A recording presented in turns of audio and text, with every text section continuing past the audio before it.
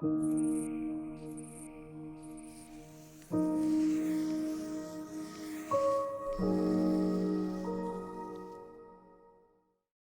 verdad es que estamos muy felices de tener esta actividad en el marco de una serie de actividades que desarrolla permanentemente la Cineteca de formación de audiencias, de capacitación y de reflexión en torno al audiovisual. Y esta vez queremos agradecer especialmente a quienes fueron los impulsores de esta idea y de esta tremenda iniciativa de traer a Lucrecia Martel a Chile y de que nos acompañe aquí en este espacio, en un espacio cariñoso, en un espacio que funciona en torno al cine, en torno a la reflexión, en torno a la academia y que nos permite hoy día compartir de una manera muy cercana, ¿no?, con ella. Entonces quisiera partir por agradecer al Departamento de Teoría de las Artes de la Universidad de Chile y al Instituto de Comunicación e Imagen, ICEI, que hicieron un esfuerzo tan grande por traer a Lucrecia Martel y poder sobre todo convocar a esta audiencia que de alguna manera genera también un diálogo, ¿no?, que trasciende las fronteras en torno a nuestros, y digo nuestros, cines, hablando en relación al cine latinoamericano. Lucrecia, la verdad es que yo creo que no requiere mucha presentación en este público, ¿no?, pero sabemos que además de realizadora de películas como la que hoy está en cartelera, que es Sama, y que quizá la producción que más cercana en nuestra programación habitual en Chile, también películas como La Ciénaga o La Mujer sin Cabeza, La Niña Santa, han sido motivo de reflexión y motivo de también inspiración para jóvenes realizadores. Sin embargo, Lucrecia está también vinculada a un espacio hoy día de reflexión en torno al cine, ¿no? Y creemos que es eso lo que hoy nos convoca, y por eso quiero saludar, además de Carlos Flores y Federico Galende, a Laura Latanzi, quien va a abrir la sesión y va a abrir la conversación esta tarde. La idea es que tengamos una conversación con Lucrecia. Creo que todos tenemos como varias preguntas o inquietudes con respecto a sus películas, así que esperemos compartir una buena conversación entre todos. Esta primera parte de la conversación va a ser dialogada por Carlos Flores, que es director y académico del Instituto de Comunicación e Imagen del ICEI de la Universidad de Chile, Federico Galende, que es académico de la Universidad de Chile, del Departamento de Teorías de las Artes y escritor, y yo, que soy Laura Latanzi, también yo sí. no, me da un poco de vergüenza. Del Departamento de Teoría de las Artes. Así que estamos muy contentos de tener con nosotros a Martel, y aprovecho de decirle al público que después en una segunda parte va a haber preguntas que ustedes pueden hacer. Entonces ahí Guillermo, que está de ese lado, y Nicolás, que andará por ahí, pero ellos van a estar un poco en los costados recibiendo sus preguntas. Después vamos a seleccionar algunas preguntas para que también ustedes tengan la oportunidad de preguntarle a Lucrecia Martel. Así que bueno, también una vez más le agradecemos a ella, sobre todo en este día que en Argentina se está debatiendo sobre la ley de aborto. Estuvimos como conversando bastante sobre eso, así que también agradecemos que esté acá, y también como los distintos mensajes que pudo hacer desde acá hacia allá, pero también dejando un poco ese mensaje en Chile. Así que le voy a pasar el micrófono a Carlos para que un poco abra esta conversación. Y el tema que a mí me impresionó desde la primera vez que vi películas tuyas, fundamentalmente La Ciénaga, y hasta la última, Sama, es esta idea de la atmósfera, de lo atmosférico, entendido como eso que no es evidente en la percepción que uno tiene de la película, pero que sin embargo la percibe, la siente. Eso a mí me parece que es muy sorprendente, y creo que hay una serie de operaciones vía sonido, vía instalar al frente cuestiones que están al fondo, detallitos pequeños, clima, ahí atmosférico narrativo con atmosférico climático se juntan, que le dan un estilo al cine tuyo que uno lo puede reconocer muy fácilmente. Entonces, sobre eso creo yo que podríamos partir conversando, es decir, cómo te las arreglas para construir eso. Y esencialmente en esa arreglada, digamos, la operación sonora.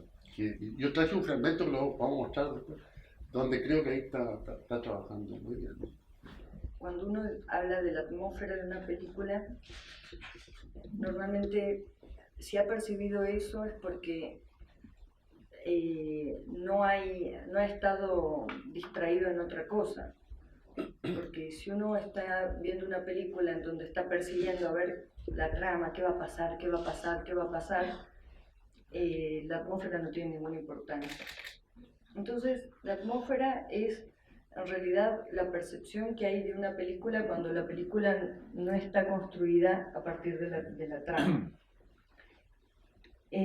No es una cosa que uno escribe la película, escribe el argumento y después dice, y acá le voy a poner esta atmósfera. Porque es como sería, es como, por ejemplo, si yo digo una empanada, voy a dar ejemplos de mi tierra. Una empanada, si a la empanada le saco el relleno, ¿qué queda? La masa, que podría ser cualquier cosa, cualquier otra comida, podría ser una pasta frola, o sea, la esencia de la empanada es el relleno o es la masa es solamente la excusa para contener el relleno. Preguntas para el público. Entonces, lo que sucede es que en mis películas, creo yo, que es a lo que te estás refiriendo, cuando uno habla de la atmósfera, habla de la percepción de algo que uno ha tenido tiempo de percibir porque no ha estado persiguiendo la trama. Y este cine, el que hago yo y el que hacen muchos directores, porque no es que yo inventé la pólvora, es un cine que apuesta a una construcción de sentido y a una tensión necesaria para mantener un poco al público ahí siguiendo la película, no con los recursos de la trama, no con los recursos del qué va a pasar, quién es, quién la mató, de quién se va a enamorar, sino con los recursos de la totalidad del cuadro, del tiempo en un sentido no lineal, sino el tiempo entendido como un volumen, de la construcción de la imagen de tal manera y en un tal desequilibrio que obliga a una vuelta por la imagen más lenta, una necesidad que tiene las películas como estas que yo hago es ralentar el tiempo de lectura de la imagen y generar con el sonido una cosa que no viene impuesta al argumento, sino que es parte misma del argumento. Digo esto porque es muy importante discernir la diferencia entre discernir que en este tipo de cine no se puede separar la trama de los otros elementos narrativos que podrían estar englobados en esta idea de atmósfera, ¿no?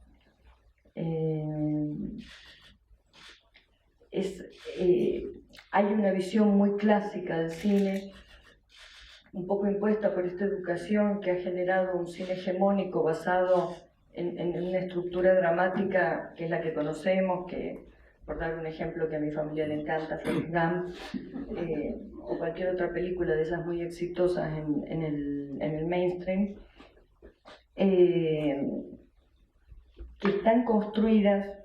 Ojo, no digo que eso sea una deficiencia, es un sistema narrativo que el único mal que tiene ese sistema narrativo es ser hegemónico. Si no fuera hegemónico, yo no estaría hablando mal de ese sistema narrativo. Pero el problema que tiene es que se impone de una manera muy brutal sobre los estudiantes de cine, se impone en el mercado, y entonces me parece que al ser un sistema narrativo que se impone, se vuelve el enemigo. si no fuera hegemónico, yo no estaría hablando mal de él. Y ese sistema es un sistema que cree que lo importante y lo valioso está hacia el final. Por eso el terror que tiene el cine mainstream al spoileo. Ayer lo decía en esa charla que tuvimos oportunidad de compartir en la universidad, que si uno tiene miedo que una película de uno la spoileen, es que la película no sirve para nada. Porque si hay una palabra que siendo dicha se arruina la película, significa que para qué dura 2 horas la película, si con dos o tres palabras se arruina. El tema narrativo aferrado a la trama, enloquecido por el plot, el turning point, el no sé cuánto point y todos los point, es un sistema que piensa en cuando mira el cine que hacemos otros, entre los que estoy yo, piensa que es un cine de atmósfera porque no reconoce cuáles los conceptos, los principios narrativos que lo constituyen. Tú trabajaras desde la perspectiva de cine que tú llamas hegemónico, el cine clásico, convencional, de conflicto central, etcétera. Tal vez no podrías haber puesto una serie de elementos que están en la película y que son absolutamente excepcionales. Es decir, habían tenido que dejarlos fuera porque el conflicto central te los habría automáticamente expulsado. Eso yo creo que es una tremenda gracia de esta película, y sobre todo esta sensación que comentábamos recién, de establecer, son varias tramas, no es que no tenga tramas, son muchas tramas, muchas de ellas inconclusas, y instaladas todas en una incertidumbre de tiempo, que eso me encanta, el Sama está más fuerte, creo yo, y de espacio. Entonces, eso te mete, afirma, creo yo, la atmósfera, que también uno la podría entender como una especie de fusión entre alucinación, sueño, fantasía, etc. Que en La Niña Santa está también, y en La Ciénaga, que pareciera más realista, también están circulando una serie de cosas que con trama habían quedado fuera. Digamos, ¿qué estado mental tenemos nosotros que podemos trabajar durante 10, 12 horas en trabajos que a veces no nos sirven más que para pagar las cuentas y para tener 3 semanas de vacaciones con mucha suerte, 2 semanas? O sea, hay que estar loco. Para trabajar hay que estar loco. Todo trabajo que no sea, que no contribuya a la directa felicidad de alguien, que son todos los trabajos casi, indican un estado de alienación que es necesario para la vida en sociedad, es necesario porque si no nos cortan la luz, nos cortan el gas, pero hay que estar loco para perder la vida en el trabajo. Entonces me parece a mí que en todo caso lo que me sorprende y un poco intento con las películas es hacer visible una fantasía, una locura que está presente en la realidad. Yo siempre doy este ejemplo porque estadísticamente lo tengo comprobado, que es, no conozco un adulto, tengo 51 años, no conozco un adulto. Si media hora que me den de conversación con cualquier persona, ¿a qué edad empieza la vida adulta? Ahora que todos somos adolescentes hasta los 35. A los 36, supongamos que a los 36 empieza la vida adulta. No hay nadie que pueda actuar de adulto sin revelar que en el fondo es un chico muerto de miedo, o una chica. Porque nadie, no sé, díganme ustedes si hay alguno de ustedes que se sienta un adulto que actúa bien como adulto. Yo antes quería tener reloj para parecer adulto y mirar la hora, porque veía que los adultos miraban la hora, como que había algo que no estaban haciendo o tenían que hacer. La realidad, lo que nosotros llamamos la realidad, es una cosa tan frágil, tan llena de locura, tan poco distante de de lo que llamamos fantástico o mágico. Por eso yo no estoy nada feliz con esa idea de realismo mágico. No. Pues me parece que es filosóficamente una aberración ese invento, que por suerte no es de García Márquez, sino parece de un alemán que inventó la palabra. Y toda vez que se trata de discernir, se trata de establecer una línea entre lo real y lo fantástico, toda vez que se hace eso, yo creo que lo único que se intenta es profundizar una falacia, que es hacernos creer que la realidad es algo concreto, que está ahí desde el principio de los tiempos y en la que no tenemos ninguna incidencia. Con la construcción narrativa que yo hago en mis películas apunta justamente a desbaratar esa idea de realidad, a no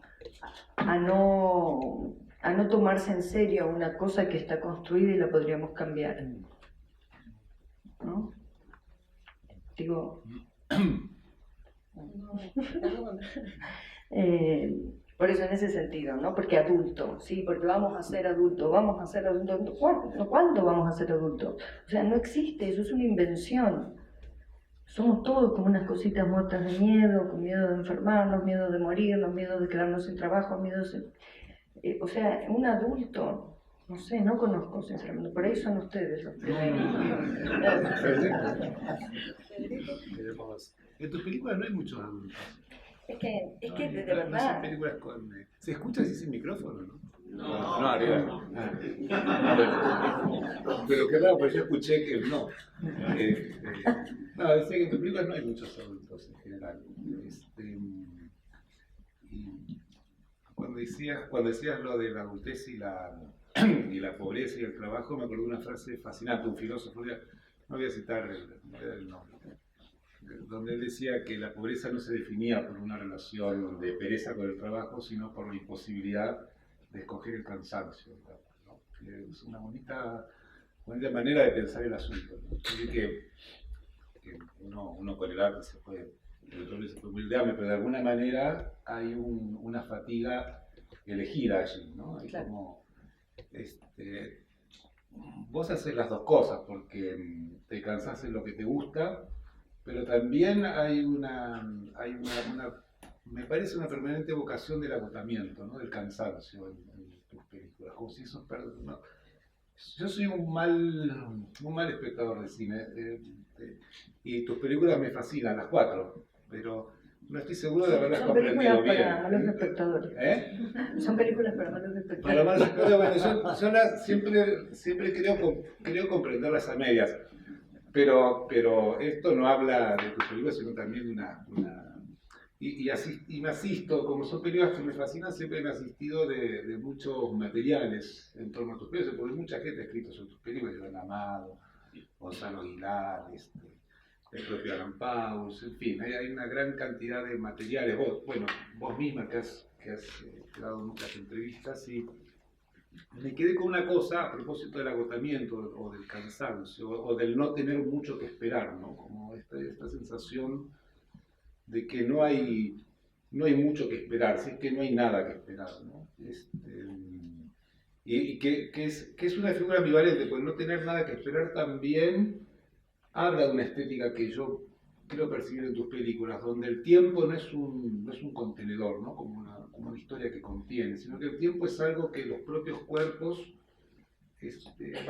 configuran en sus modos de estar en común, ¿no? Sus precarios modos de relacionarse, qué sé yo, en la ciénaga. Me da la impresión de que, bueno, en Línea Santa ni hablar, ¿no? Son estos cuerpos que de pronto se amontonan en la horizontalidad, ¿no? Y que van armando estas escenas. Y me acordé de una frase, de una anotación, un apunte de Aguilar, que me interesó, donde él decía, bueno, el nuevo cine argentino... Una alarma. Es porque dije nuevo cine argentino.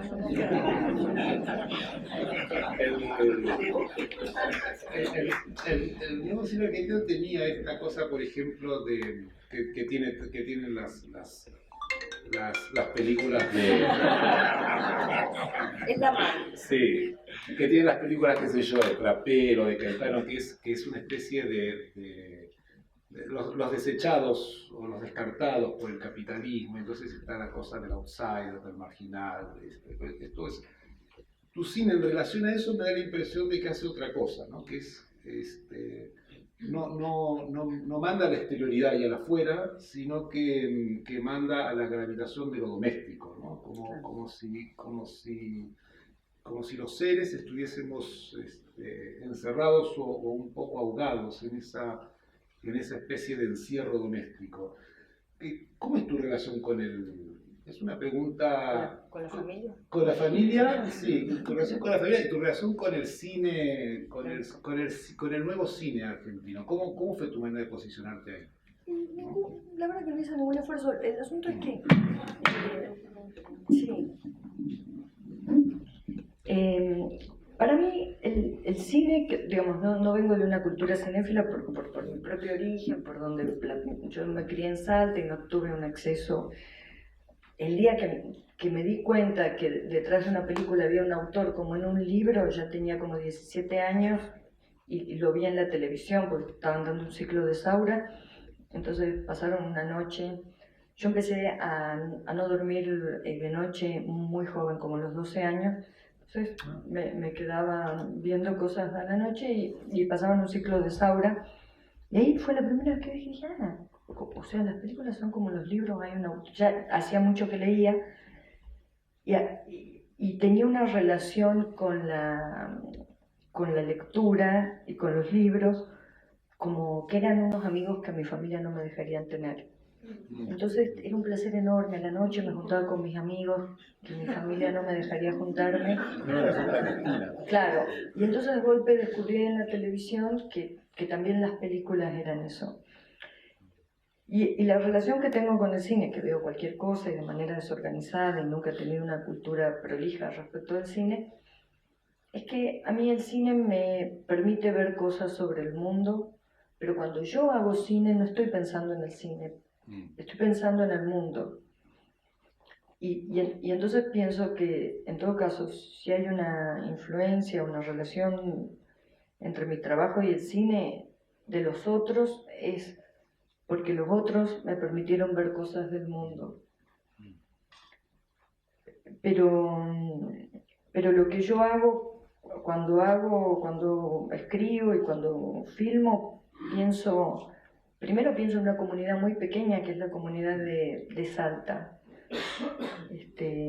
Pienso mucho en cómo va a pesar la película para esa comunidad. No estoy pensando qué le irá a parecer esta película del Festival de Cannes. Claro.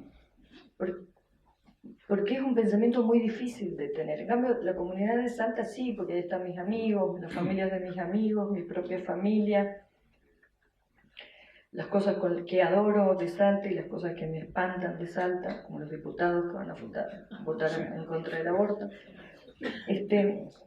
Entonces, esa es mi comunidad de referencia inmediata cuando filmo, y no estoy pensando en el cine universal, porque es muy difícil pensar de manera universal.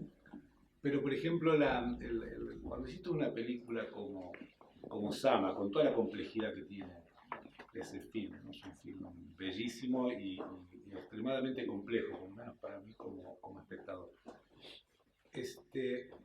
El tema de la mujer es un tema pensado, es un tema no pensado en el sentido de que como mujer estás haciendo cine y simplemente confías en que las sensaciones o los sentimientos femeninos están expresados espontáneamente allí, o hay un diseño respecto de cómo posicionar el lugar de lo femenino en el campo de la imagen, ¿no? Porque alguna vez dijiste que Sama, y eso me gustó, que habías elegido a este actor porque él no es propiamente un hombre, digamos, ¿no? Es alguien que tiene una identidad más bien difusa. O sea que quisiste trabajar a Sama como un tipo con una identidad difusa. Y en general está el asunto de la identidad difusa en tus películas. Entonces, sí, yo misma. A mí me parece que, mira, te digo, para escribir, voy a hacer un tip, una triquiñuela, para escribir de lo que yo me alejo como si fuese veneno, es de la idea de definir la psicología de los personajes. Porque no hay nada que arruine más a la narrativa y a un ser humano. Ojo, no estoy en contra de que hagan terapia, es más, yo recomiendo a mucha gente que haga terapia, pero estoy en contra de esa fantasía de que se puede hacer un perfil psicológico del personaje. Porque un perfil psicológico es un sistema cerrado. Y yo recomiendo no trabajar con sistemas cerrados cuando se trata de personajes. A mí me sirve un sistema que me lo inventé a mí misma y que me sirve mucho, que es pensar todos los personajes como un monstruo. Como un monstruo informe, ni siquiera anatómicamente parecido a un ser humano. Un monstruo informe. ¿Y por qué? Porque yo tengo una cultura, imagínense que yo a los 15 años era de la Acción Católica, imagínense la cultura que tengo. Yo tengo una cultura, soy una chica de clase media, de provincia, chica señora, de clase media, de provincia, de Argentina, de Latinoamérica, blanca, digamos, tengo muchas cosas que me limitan para ver el mundo, ¿no? Me permiten una cierta viveza, pero también una tremenda limitación. Entonces, para escribir, para filmar, necesito inventarme cosas que me permitan salir de mi propia estupidez lo máximo posible. Nunca enteramente, porque es muy difícil salirse por completo de uno, porque está hace tanto tiempo uno cocinándose que es muy difícil salirse completamente. Pero bueno, pero esta del monstruo me sirve muchísimo. ¿Y por qué el monstruo? Porque el monstruo es, en el sentido más clásico, el monstruo es algo que, de ahí viene la palabra monstruo, de mostrar, que significa que el que traía un mensaje divino. Y para mí lo humano tiene, no un mensaje divino como si existiera Dios y le pusiera un mensaje como si fuera una paloma mensajera, sino me parece que en la naturaleza humana monstruosa, que es la que me sirve para pensar los personajes, está lo divino, quizás en un sentido así más espinociano, de participar de la divinidad de todo lo existente. Y el monstruo es una naturaleza inestable que no sabemos cómo va a responder.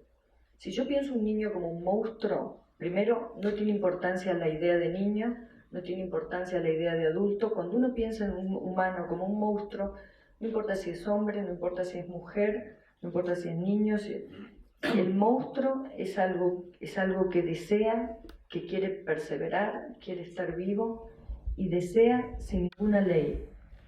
Y desear sin ninguna ley me sirve muchísimo para dirigir actores. Supongo que alguien, porque parece un hombre serio, entonces es un heterosexual, adulto, XX, otras cosas, me voy a equivocar, no voy a lograr ver ese personaje.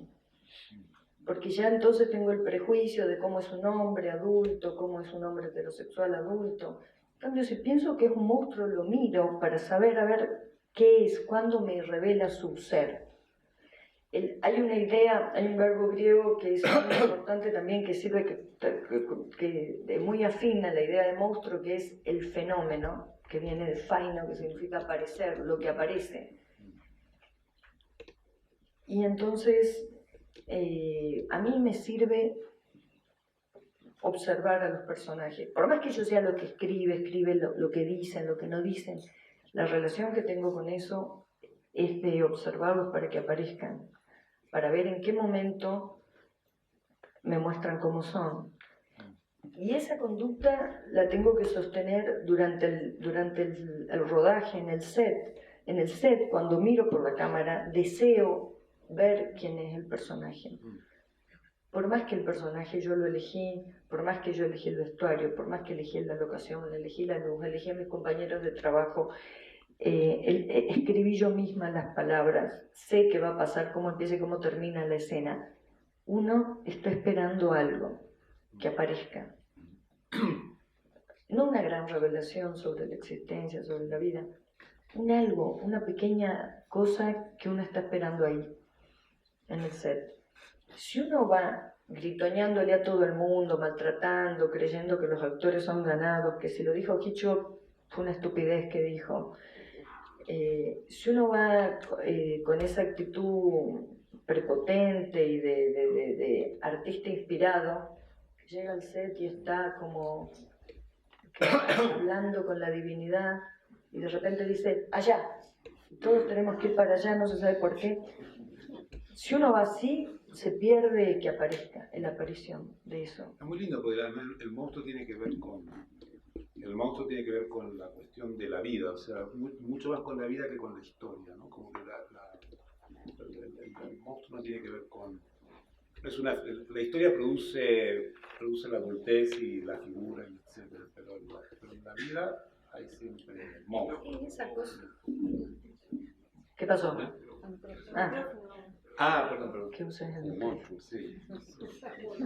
Y aparte el set mismo es monstruoso, porque ¿cómo es un set? Un set es la cámara, siempre cara, siempre con un tipo, bueno, una mina ahora, hay muchas directores de fotografía, siempre cobran bastante esos, porque están con la cámara que es cara, la cámara de la imagen, toda esa locura que tiene el cine con la cámara, en su trípode parado ahí, sus asistentes, y están ahí como unos guerreros, y después está el sonido, como unos cables para acá, para allá, y una gente, en general los sonidistas son unos flacuchos, cobran menos, están escondidos debajo de un mueble porque no se los puede ver. Si llegan a echar una sombra sobre la escena, todos unánimemente los insultamos. El boom! No sé qué, se ve. Entonces, el set es una monstruosidad, son un montón de oídos, es un ojo, un cíclope y un montón de gente y otros ahí adelante. O sea, la monstruosidad es algo propio del cine, de cómo se hace el cine. Yo quería aprovechar, en realidad tenía un montón de inquietudes, pero preferí que conversemos alrededor de una escena de la película La mujer sin cabeza, pero que todas la recuerden, ¿no? Con esa escena donde se produce el accidente y a partir de ese accidente queda todo el ambiente y la cabeza de Verónica un poco enrarecida.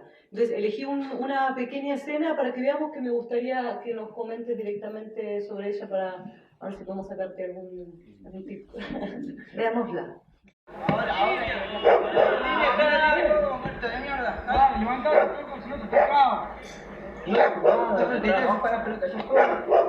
Bueno, pues si querés. No, pues te dicen nada.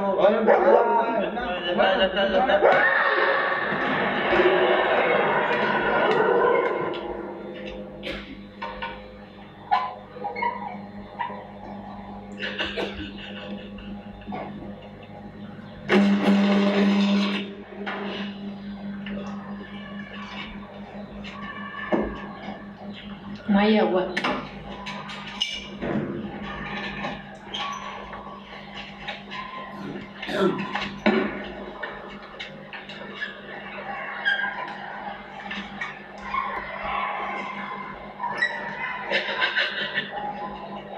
Está bien.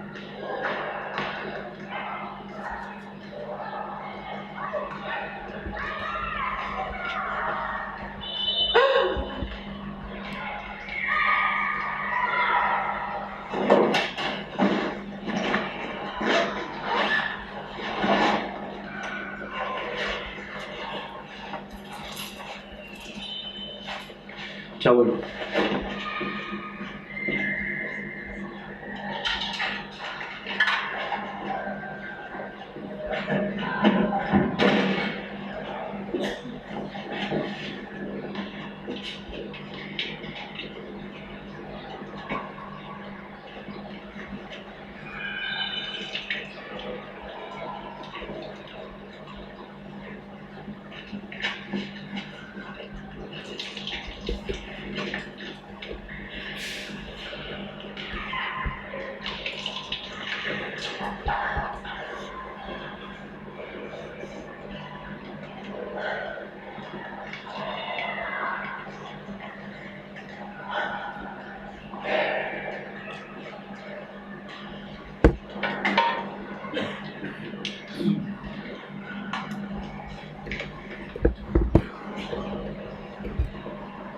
Buenas tardes.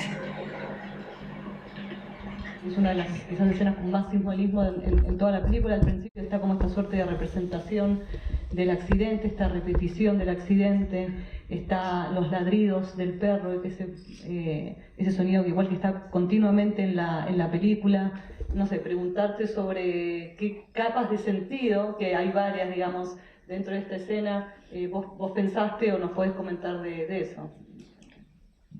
Sí, mira, por ahí es posible que visto desde el espectador algo pueda parecer simbólico, pero yo no trabajo con simbolismo ni con metáforas, al menos no conscientemente.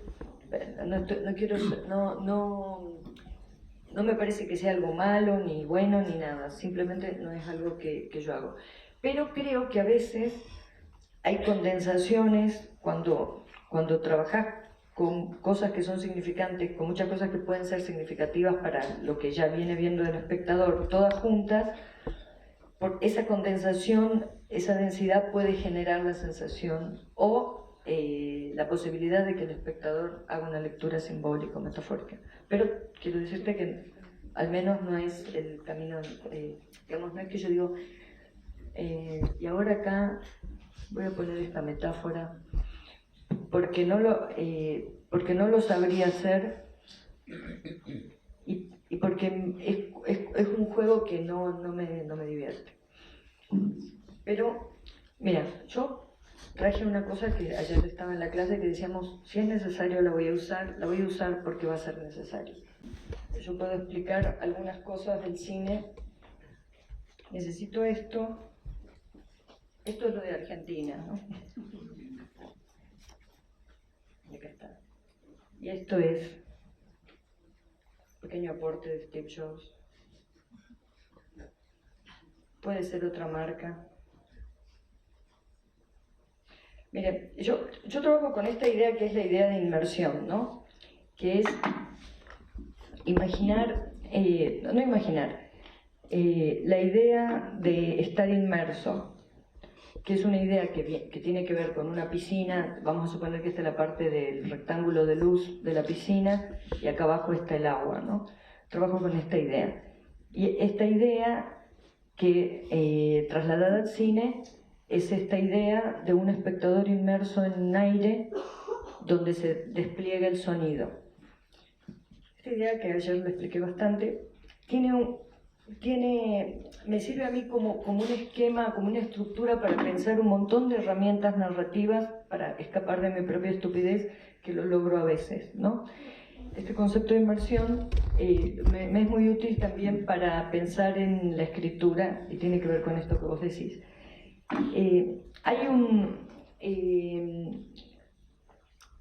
Esta idea de inmersión implica una concepción del tiempo que no es lineal, no es la flecha del tiempo. Se los digo rápido, esto tiene como más desarrollo. Ojo, tiene todo un desarrollo que no tiene ningún valor científico, pero me sirve a mí, ¿no? ¿Pero qué es esto? Si el tiempo es un volumen y no una línea que corre para un lado, una dirección que es siempre el futuro, si el tiempo no es eso, si uno empieza a sospechar que el tiempo no es una cosa que tiene una dirección, que el tiempo no es irreversible, que el tiempo no es una sucesión de causa-consecuencia, si uno sospecha un poco de eso, y les recomiendo, sospechen un poco de eso porque todo eso es una construcción muy arbitraria, y uno piensa con mucha arbitrariedad, ¿no?, que el tiempo es un volumen. Esto surge de que yo trabajo con el sonido y el sonido siempre implica un volumen, porque para que el sonido se desarrolle necesita que las ondas mecánicas se desplacen en un volumen, en un fluido líquido, en un fluido, puede ser aire, agua, puede ser un sólido, pero como no podemos vivir dentro de un sólido, el ejemplo que nos sirve es un fluido elástico como el agua o como el aire. Entonces es una concepción del tiempo como un volumen. Y ustedes dirán, ¿cuál es la diferencia y para qué sirve? Si ha sido tan útil la idea de tiempo lineal que usamos normalmente, y la humanidad ha hecho grandes cosas con eso. Me sirve a mí para salirme de mi propia estupidez, ya lo dije. Si uno piensa que los acontecimientos, en vez de estar ordenados en una línea que va hacia el futuro, es decir, hacia el final de la película, ¿no? Sería en este caso, están disueltos en este volumen. Imaginemos esto es una operación un esfuerzo que hay que hacer un poco de imaginación, ¿no? Supongamos que los eventos, los pequeños eventos de segundos, microsegundos, horas o días, están disueltos en este volumen tiempo. Si yo quiero establecer una organización narrativa, y supongamos que esos eventos temporales disueltos acá son como micropartículas flotando en este volumen, si yo quiero establecer un orden de causa-consecuencia, es sumamente arbitrario el procedimiento que tengo que usar. Porque a un puntito que está flotando por acá lo quiero unir con esto, ¿no? Supongamos, el accidente de Mecha al principio de la ciénaga lo quiero unir con X cosa en la vida de la otra familia, porque entre un evento y el otro no hay una relación de causa-consecuencia. Es decir, ¿cómo voy a ir eligiendo esos micropuntos y cómo los voy a ir uniendo? Como si fueran esos dibujitos que hacíamos cuando éramos chicos, que nos ponían los numeritos y uno iba armando la forma. En un esquema así, esa lección causa-consecuencia es absolutamente arbitraria, y por lo que me sirve, escapando del otro sistema narrativo, es que todo el tiempo recuerdo que es arbitraria, porque no están ya los acontecimientos organizados sobre una línea que es un puntito detrás de otro puntito. Ustedes, cuando digo línea de tiempo, acá hay muchos estudiantes de cine, saben que usamos siempre esa rayita con una flecha donde decimos acá empieza la película, acá pasa esto, acá pasa... Nos sirve para trabajar cuando trabajamos en nuestros guiones o en una obra de teatro, decimos y acá va a pasar esto, va a pasar lo otro. Es un esquema de tiempo que es muy arbitrario, pero que se ha naturalizado de la misma manera que se ha naturalizado un sistema narrativo hegemónico que es el que usa el mainstream. Entonces, a mí me sirve eso, la idea de que el tiempo, pasado, presente, futuro, flota de manera desorganizada en un volumen. Y a nivel narrativa, me sirve para lo siguiente. Primero, para concebir la escena como un volumen donde el pasado, el presente y el futuro está ligado en la misma imagen. Por eso me sirve mucho trabajar con profundidad de campo, para poder expresar muchas cosas temporales en la profundidad de campo. Y una cosa que es muy, no sé si la voy a lograr explicar, pero una cosa que es muy útil y que creo que es lo que genera la sensación de simbólico, pero no es simbólico, es otro procedimiento narrativo, es lo siguiente. Miren, imaginemos este teléfono. No, voy a dar algo más menos tecnológico que eso. Si yo quiero escribir una serie de escenas o una película sobre esta lapicera, supongamos que el título se va a llamar La lapicera dorada. Ya en el título el espectador tiene en su mente la presencia de una lapicera. En su mente, digamos, ya va a ver, ¿qué película vas a ver? La lapicera dorada. Ya inevitablemente esto está en nuestra cabeza dando vuelta. Ahora, si yo esta lapicera, en vez de considerarla como una entidad así firme, sólida y tan concreta, que parece tan despegada de nosotros, una cosa tan en sí misma, la considero como una suma de atributos que si la disuelvo acá, y acá hubiese un X producto que disuelve esta lapicera en todos sus atributos, color, formas de uso, maneras en que se agarran, movimientos a los que obliga un humano, lugares posibles donde uno deja la lapicera, valores que se le han otorgado a lo largo de la historia de la lapicera, bueno, en fin, si todos los atributos de la lapicera los disolviera y quedasen flotando como antes estaban esos eventos temporales, quedasen flotando en ese universo, en ese volumen, puedo organizar escenas a lo largo de toda una película donde la idea de lapicera esté siempre presente sin necesidad de verla. Por ejemplo, en una escena, en el título aparece la palabra. En la escena siguiente quizás aparece una persona haciendo así, pero puede que tenga un palito. Pero ya la palabra se unió con este movimiento y la lapicera sigue presente, y después veo algo sobre una mesa y puede que sea un cuchillo, pero la idea de lapicera sigue presente. El ejemplo es pésimo, pero imagínense esto, por ejemplo, respecto a esta escena que acabamos de ver. Había un partido de fútbol, hay un chico caído que tiene que ver con la posibilidad que ella tiene en su cabeza de que quizás ha atropellado a una persona. Ahora hay un chico y hay palabras que se dicen que no se haga el muerto, que no sé qué, y ese chico está caído y sabemos que ella lo está viendo. Y ese accidente que sucede al principio de la película puedo tenerlo presente a través de un montón de cosas.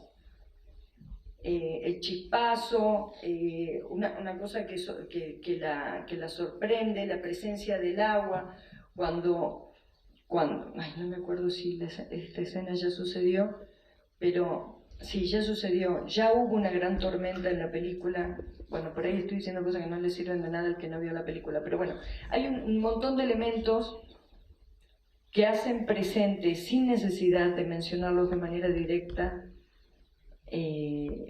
esos primeros acontecimientos de la película. Y en la ciénaga, si las vuelven a ver y piensan en esta idea de las cosas disueltas en sus atributos y no mencionadas como entidades, sino como atributos con los que el espectador relaciona la cosa, van a ver que en casi todas las escenas de todas mis películas están presentes casi todos los temas de lo que trata toda la película. Como si fuese un sistema, ¿cómo se llama? Creo que es las holografías, que uno las rompe y queda el total en el pedacito, una cosa así. Pero es simplemente apelando a estas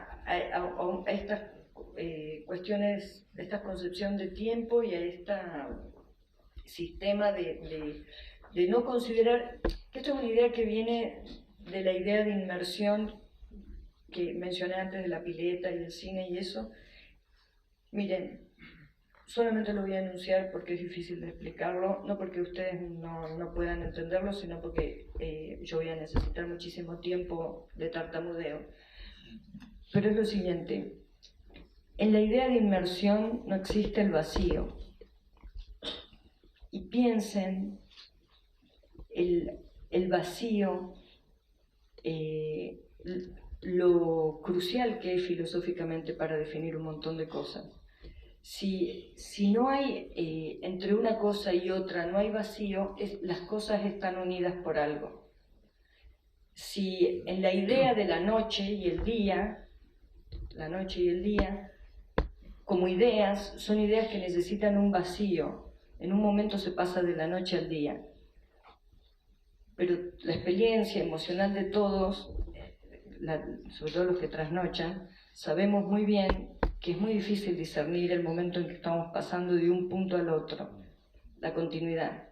En la idea de inmersión no existe el vacío, no hay entidades separadas, son sistemas, es todo sistemas.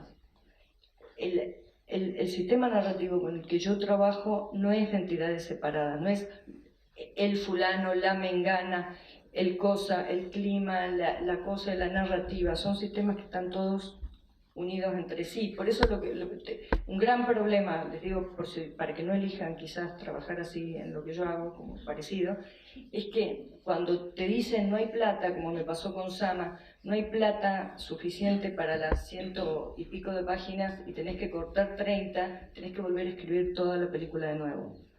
Cada vez que me pedían por presupuesto, por cosas, o se complicaba y había que sacar una escena en alguna de las películas, me veo obligada a construir toda la película de nuevo, porque es un sistema No es que, me faltó la escena del turning point, entonces ahora es un sistema que está funcionando de otra manera.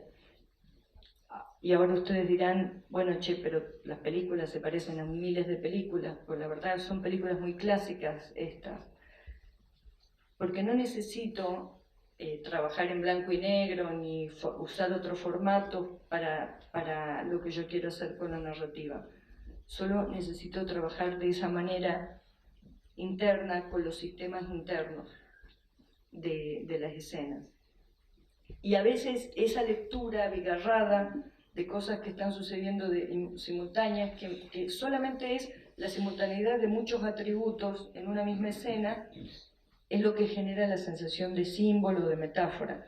Entonces, por ejemplo, me preguntaron, ¿y la vaca? ¿Es la Argentina empantanada? No, la vaca es una vaca empantanada en el barro. La Argentina está empantanada en otras cosas. Es una metáfora. Bueno, esto no quiero que parezca charlatanería de un mago malo, sino que, y los invito a que lo hagan, ustedes la mayoría ya lo deben haber hecho, narrar necesita de que cada narrador invente sus herramientas.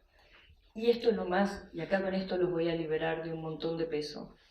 Las herramientas no tienen que ser verdaderas, tienen que ser útiles. ¿Entienden lo que les dije, no? Esto es como... Las herramientas no importa que sean verdaderas, tienen que ser útiles para ustedes. Tiene que ser lo que sea que les sirva para poder observar la realidad un poco mejor, para escaparse un poco de la propia estupidez, que cada uno sabe cuál es su propia estupidez. Y muy brevemente, si nos quieres comentar un poco cómo seleccionás esos atributos, porque en definitiva, o sea, en la escena que vamos a ver hay más bien índices, digamos. Pero cómo seleccionás los atributos dentro de esta profundidad o dentro de esta inmersión, igual hay ciertas constantes que se repiten. Y la repetición es fundamental en un sistema así. Porque es lo que hace que la cosa permanezca también, eso es lo que funciona con la memoria. Y cómo se eligen los atributos es muy peculiar de cada película, cada escena, depende. Depende, no sé qué decirte ahora. Depende, es como si me pusiera ahora a explicar exactamente cómo escribo palabra por palabra. Pero el funcionamiento es ese. Siempre uno, digamos, cualquier narrador, acá esta audiencia lo sabe perfectamente, contamos con lo que el espectador ya sabe o espera. Sin lo que el espectador espera no se puede construir nada. Si, por ejemplo, no se puede construir el silencio si uno no sabe lo que espera el espectador. Ejemplo, si yo tengo una escena, si necesito en una escena generar un vacío, un silencio, ¿qué es exactamente el silencio en el cine? El silencio es que falta el sonido que estábamos esperando. Es eso. Porque en el cine nunca, ni en el cine mudo, hay silencio absoluto, digamos, ahora, ¿no? O está lleno de música, el silencio absoluto es un error, se percibe como un problema técnico, una falla en el cine. Pero lo que llamamos silencio en el cine, el espectador dice, ¿qué escena más silenciosa? Lo que falta es lo que uno espera. Si yo filmo una carrera de caballos, pasan los caballos, y escuché pájaros, y escuché la gente diciendo, ¡ah! Pero no escucho los caballos, es posible que alguien diga, ¿qué escena más silenciosa? Porque faltan los caballos, que es lo que se espera escuchar porque se los ve. Los atributos se eligen también en base a las expectativas. Es un juego con lo que uno supone del espectador. Por eso siempre, cuando me preguntan, es un cine hecho a espaldas del espectador. No, al contrario, toda construcción, todo lo que hacemos esta clase de películas, estamos todo el tiempo pensando en el espectador. Necesitamos contar con lo que esperan, con lo que creen, para poder o traicionar esas expectativas o satisfacerlas. En eso consiste finalmente lo que llamamos tensión. Uno está tenso porque siente que algo va a pasar. ¿Ha estado en Buenos Aires? Sí. He leído que hay muchas compañías de cómicos con sus orquestas. Aquí apenas hay motivos para la elegancia. Bueno, no es algo que falte en usted.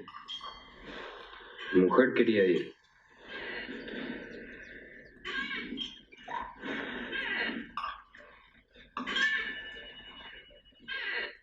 Mi mujer quería ir. Yo siempre en el río.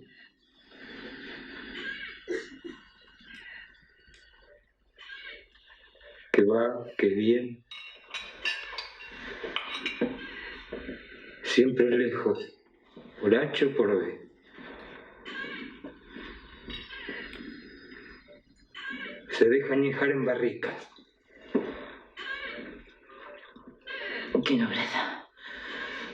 Ay. Ve aquellas. Tráeme las copitas esas. No, las más chicas. ¡Qué bonitas! Eran 12. Llegaron 8. Venían en una caja bien protegidas, pero no todas envueltas. ¡Qué pereza de embalaje! Estaban envueltas en impresos de Buenos Aires. Y curiosamente, en esa flota, los impresos que llegaron eran de fecha anterior a las hojas que envolvían mis copitas. Mis copitas traían noticias más frescas que los impresos que se repartieron acá. ¿No es encantador? Y triste. A usted, don Diego, no le pesa porque en cualquier momento lo trasladan, me han dicho. A usted, don Diego, no le pesa porque en cualquier momento lo trasladan, me han dicho. ¿A dónde espera ser trasladado? A la ciudad de Lerma. Pero todavía no. Aquí apenas hay motivos para la mudanza. Los impresos de las copitas hablaban del furor que hacía. No sé qué. Los aplausos. Qué pocas ocasiones para los aplausos.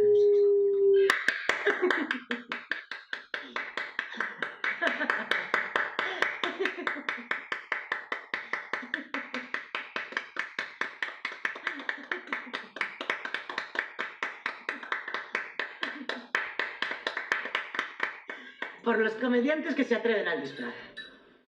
La aparición de lo inesperado, que yo creo que es una estrategia, sobre todo en Sama, bueno, también están las otras, extremadamente interesante, que tiene que ver con lo que tú hablabas de lo monstruoso. Porque lo monstruoso es lo otro, lo que uno no conoce y que no sabe para dónde va a partir. Y uno se enfrenta también con un monstruo. Yo creo que de repente Sama entra en una zona curiosa, rara, inesperada, y yo diría lo incomprendido, que justamente esta estrategia narrativa que tú construís permite entrar en esa zona incomprendida, o sea, los caminos desconocidos, digamos, son los únicos que hacen posible llegar a zonas desconocidas. Y este es un camino desconocido, por eso me pareció muy interesante. Y esto está dando también, perdona, la banda sonora. Cómo los sonidos son impertinentes, o sea, no es el sonido pertinente. Claro. Imagínense en esta idea de un espectador que está inmerso en un volumen de sonido, el sonido que uno construye es el sonido donde van a suceder los pensamientos de ese espectador respecto de la imagen. Si yo con el sonido solamente estoy usándolo para confirmar la imagen, la realidad de las imágenes, es decir, yo uso el sonido como si fuese el Foley solamente, o como solamente para contar lo que ya está dicho por la imagen, me quedo en esa superficie plana, no puedo trascenderla. Entonces, es así, la construcción de sonido es justamente para desarticular todo lo que dispara la imagen, ¿no? La imagen siempre dispara un dominio sobre la cosa, y con el sonido uno puede bajar eso y generar que la imagen sea un espacio más inseguro. La inestabilidad. Más inestable, exacto. Respecto de lo político en Sama, yo pienso que es una línea que estaba presente también en la novela, y creo que es sin duda una línea que a mí me entusiasmó en la lectura también de la novela, porque digamos, ustedes que son vecinos, me imagino que por ahí se dan cuenta más fácilmente de las cosas, pero ser argentino es muy difícil entender ese país. Es muy difícil ser parte de la Argentina.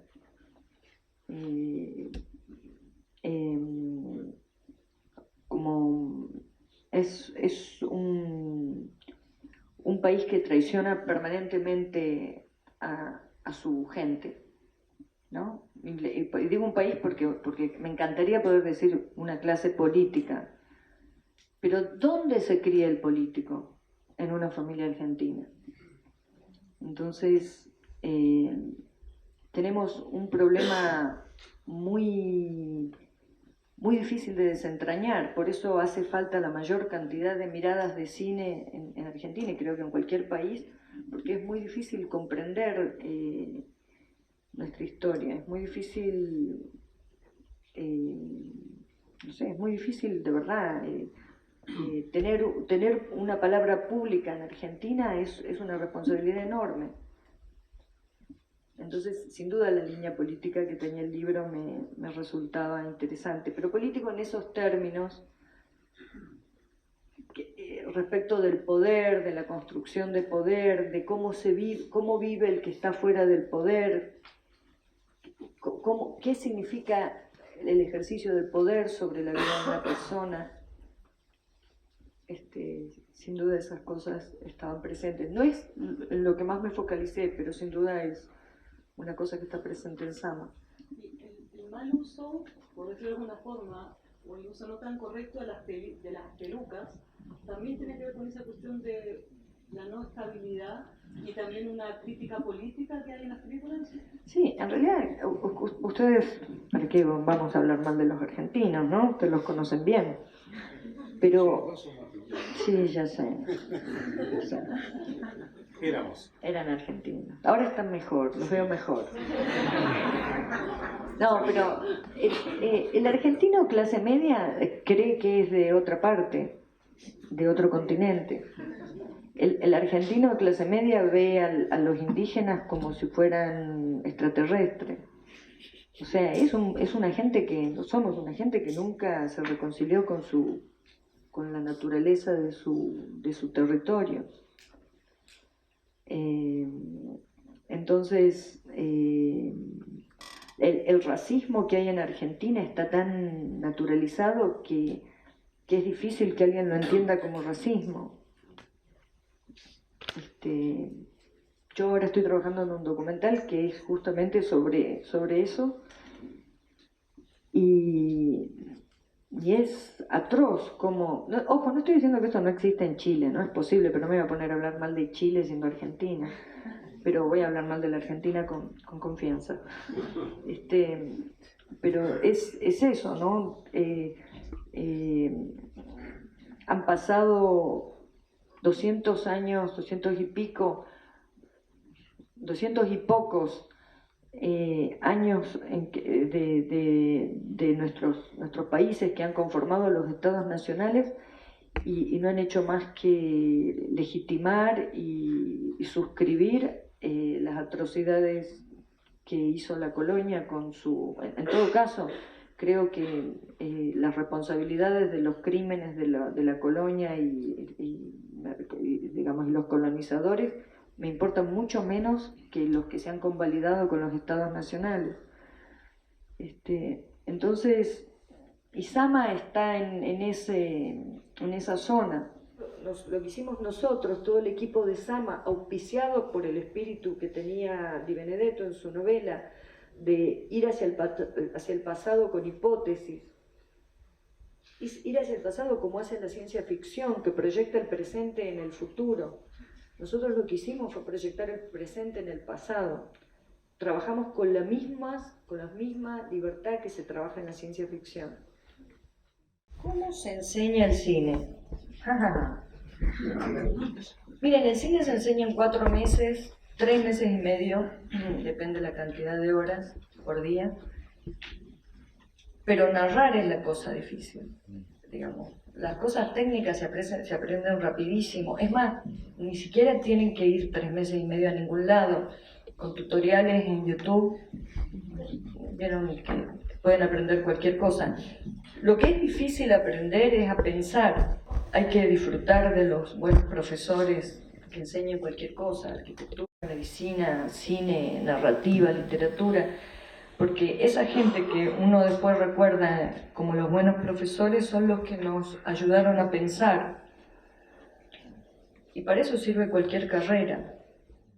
Mirá, concéntrate en esto. Concéntrate, pensá que acá hay 4 monstruos. 4 monstruos. Tratá de imaginarnos como una especie de tumores colores rosa. Que no se sabe. De repente un tentáculo hace así. ¿Qué valor tiene eso? Esa rareza, esa capacidad del monstruo de alargar un tentáculo y tocar, y que no le podés asignar un significado muy concreto, ese momento para mí es valiosísimo. ¿Entendés? Que una cosa que ves ahí como un flan y de repente sale un lengüetazo. ¡Puf! Estoy exagerando, pero te imaginarás que no todo el tiempo estoy filmando de esa manera, porque si no durarían siglos las filmaciones, pero pensar en, digamos, si uno piensa desde ese lugar, la aparición de los gestos se vuelve muy significativa, porque no está ya toda la intención, no está todo el significado de ese movimiento, ¿no? A veces es simplemente eso, vaciarlo un poco de todos los conceptos que tenemos sobre los gestos, lo que hay que hacer, lo que no. Por ejemplo, mira, por eso, respecto a la mirada de los actores, una cosa que a mí me preocupa mucho, por la que muchas veces nos vemos los actores de frente, es que a veces es muy difícil de controlar en algunos actores el enorme deseo de expresarse, que es una cosa que no hacemos normalmente. Nadie está tratando de expresar todo el tiempo lo que le pasa, al contrario. Todos hemos encontrado una forma de poner la cara que parece que estamos bien. Imagínate si de repente viéramos a toda la gente con la cara de lo que le está pasando. No saldríamos a la calle, de miedo. Tendríamos que parar a hablar con todas las personas, o porque están muy contentos, porque están muy desesperados, no sé. No queríamos emular ninguna cuestión pictórica, sino, y en todo caso, otra de las referencias que tomábamos era la televisión color de los años 70, y eso era una referencia importante. Por suerte que en YouTube hay muchos ejemplos de eso. Era una cosa, en algunas escenas nos quedó un poco pictórico, pero no fue una cosa buscada. Lo que buscábamos es que no generar ese pasado machote, masculinote de los claros oscuros, del fuego, las velas, esa cosa, ¿no? Y más bien, lo que sí siempre pensamos que era todo como medio gay, que nos gustaba que todo era medio gay, incluso hay cosas de vestuario que no se ven, pero casi todos los soldados tenían la cola al aire, o sea, se les tapaba pena. Queríamos alejarnos de esa cosa heroica machote argentina del pasado del siglo XIX, que así se representa todo el pasado, que nos parece que no debe haber sido así, solamente por proyectar el presente hacia el pasado, y porque si fue así no me interesa tanto. Esta no es una película para probar cómo era el pasado, es una película para pensar sobre nosotros, sobre el presente.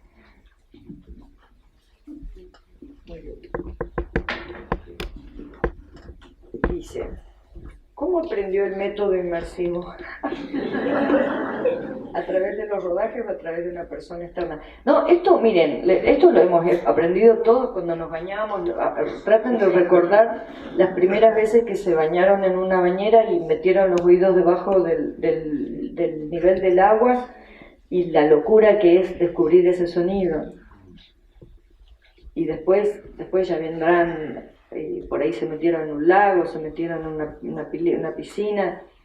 La experiencia de inmersión es una experiencia que estuvo siempre al alcance de todos, ¿no? ¿Te acordás la primera vez que Sí, y también me acuerdo lo que me costó abrir los ojos bajo el agua, pero esa primera experiencia en general es el chorro de agua cayendo en la bañera y uno escucha, parece que viene una lancha motor.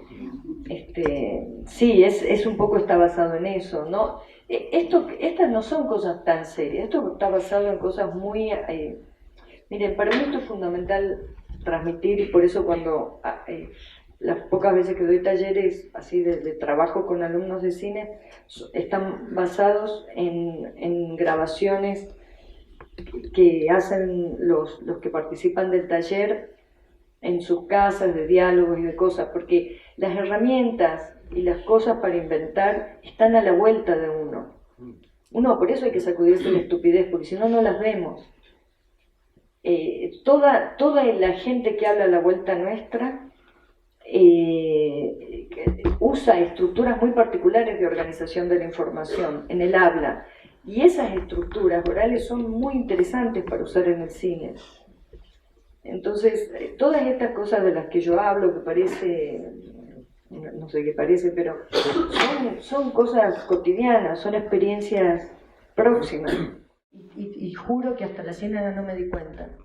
Me di cuenta cuando me empezaron a preguntar si no era difícil hacer cine y ser mujer. No lo sentí nunca, pero por error, porque pensé que parece estúpido, y es estúpido, pero es verdad. Así que eso. Y respecto de, mira, lo que yo les dije, cuando uno escribe no puedes estar pensando en el mundo, porque nadie conoce el mundo.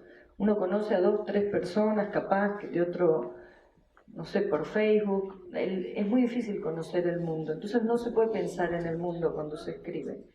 Y esa compulsión a lo universal es una patraña en la que no caigan. Yo creo que lo único que uno puede compartir con los demás es lo que uno conoce en detalle, y uno conoce en detalle lo que lo rodea. No importa si lo que vayan a filmar sea una película de extraterrestre, va a estar fundada en sus observaciones particulares del mundo que conocen. A mí no me alegra, digamos, imagínense, no estaría acá si no hubieran trascendido las fronteras de Argentina mis películas, pero no es una cosa que me preocupa ni me importa, porque no tengo nadie tiene tanta vida para andar viendo qué es lo que pasa con lo que uno hace fuera del mundo, pero sí tengo mucho tiempo para ver qué pasa con mis películas en Salta, en Argentina, que es donde me preocupa mucho, porque siento que es el lugar donde yo puedo incidir políticamente, ¿no? No nos quedan preguntas. Quería aprovechar unos pocos minutos también que nos quedan y también aprovechando lo último que dijiste con respecto a ser directora mujer, y aprovechando la coyuntura en la que está Chile y sobre todo la universidad, a pasarle el micrófono a Danae, que es una estudiante del Departamento de Teoría de las Artes de la Universidad de Chile, para que nos comente un poco sobre lo que está pasando, y también si quiere hacerle alguna pregunta a Lucrecia. Así que, Danae. Hola a todos, todas. Creo que lo último que decías me parece importante, y como que quiero tomar desde ahí quizás lo que Laura me había comentado que de pronto podría decir, porque eso que tú no notaste, creo que hoy el acontecer nacional lo está notando harto y en buena hora, ¿no? Y no era que antes no existiera esa inquietud, sino que ahora es más globalizada, o quizás es más extensiva, y que quizás no solo lo pensamos nosotras, sino que también lo piensa todo el resto, como todo el resto que no solo son ellos. Creo que hay algo de eso que quizás se puede ver en tus películas, pero también en todo orden de cosas que tiene que ver con una mirada sobre el mundo, sobre las observaciones que hacemos sobre las cosas, sobre las relaciones humanas también que establecemos, y que ahí hay algo de ser mujer que se ha hecho un espacio, que esa mirada, esa forma particular de ver las cosas, esa forma particular de establecer relaciones distintas, yo creo que se genera desde la apertura, desde incidir con esta nueva mirada, de que esta mirada se abra camino y que también esta mirada sensible tome otro rol protagónico, quizás no ir en contra de uno para sobreponer el otro, sino que sí tenga su espacio y tenga su cabida. Yo creo que las movilizaciones partieron por temas muy terribles, como que nos estaban acosando, abusando, violando, matando, y que ayer en la tele, en la noche, salía una noticia nuevamente de otro femicidio más en el país, y en realidad ese es el tema que nos motivó a que saliéramos a la calle y que nos pudiéramos acompañar para construir espacios seguros. Pero creo que se ha asomado este otro lado, que quizás es menos urgente en términos de vida, digamos, pero que es igual de importante, que es sacar esta mirada particular que es de las mujeres, quizás de lo femenino, que no necesariamente les pertenece únicamente a las mujeres, pero sí abrir este espacio, estas nuevas miradas. Y quizás si tú dices que no te interesa tanto, quizás que tu obra avance a nivel mundial y no sé qué, y a los festivales, de todas formas es importante porque eres mujer, porque tienes una mirada distinta sobre las cosas, una mirada con humor también, y yo creo que esa es una mirada particular y que tiene que ser respetada. Eso. Bueno, muchas gracias. Muchas gracias. Mira, te digo,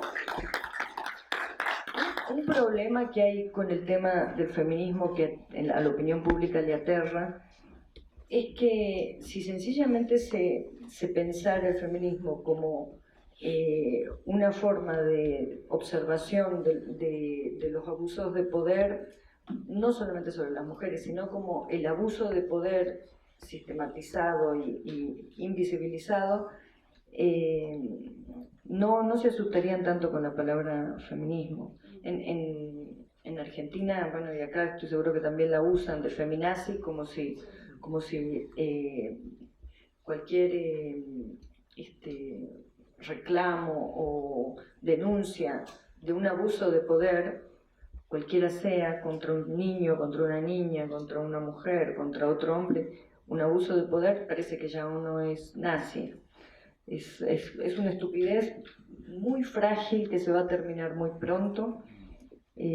A mí me gustaría decirles esto: hay que hacer un festival de cine de todas las grandes películas que la crítica ha amado y abrazado, y volverlas a ver pensando en cuántas cosas son intolerables hoy de esas películas. Por ejemplo, para no empezar con las mujeres, porque alguna gente se pone loca, empecemos opinando las películas de cómo aparecían los negros, los indios, los esclavos, y lentamente vayamos analizando esas películas que amamos en cómo se ven las mujeres. La torpeza de nuestra especie es así, va lentamente dándose cuenta, y muchas veces también va para atrás, ¿no? Pero bueno, ahora estamos en este momento tan festivo donde, no sé si lo sienten, pero es tremendo, del empoderamiento de las mujeres, y yo te agradezco que lo veas en mi cine. Yo nunca lo perseguí, sencillamente a lo que sí perseguí es esa idea de una realidad normalizada, y como si los males que tienen no dependieran de nosotros. Creo que oponiéndose al abuso de poder, al final es muy fácil terminar del lado de las mujeres. Así que te agradezco.